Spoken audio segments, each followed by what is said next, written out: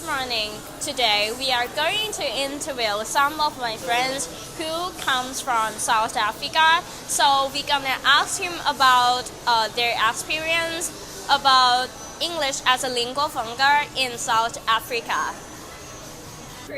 So we are with Josh today. Yeah, we're gonna we interview him about English as a lingua franca in South Africa. So could you introduce yourself? Yeah, sure. Hi there, my name is Joshua from South Africa. I'm 22 years old. I'm here to answer some questions about my country and the languages about what we speak. Okay. So there are 4 questions that I'm going to ask you. The first one is English your first language in South Africa?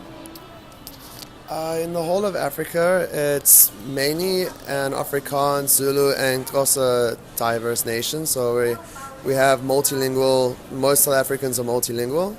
Only by like the 19th century that English was kind of developed from the British settlers. So in the moment, new generations are speaking English at home more and more than their actual ancestral languages, as in Afrikaans, Zulu, and Xhosa. Okay. And the next question. Do you know about history of English in your country? Brief. So at school we learned that the British came with like missionaries, soldiers, part of the army came to have a look at our country, started developing it, trading things, taking things from us and giving us English in exchange. Okay. All right. And the third question. What do you think of people in South Africa using English as a lingua franca? And what do you think people will use English as a lingua franca in the future in your country? All right. So in South Africa, of course, we've had apartheid in our years. So English wasn't used before apartheid as our main language for communication. Only kind of after post-apartheid we used English as a full communication. So it's grown drastically, and it's amazing how everyone now is communicating in South Africa. Definitely for the future of the world, definitely think that we can communicate much easier using English, as if the world is always growing, English is always the dominant language, and yeah, definitely think so. Okay. And the last question. How do you feel if one day English has influence than African language?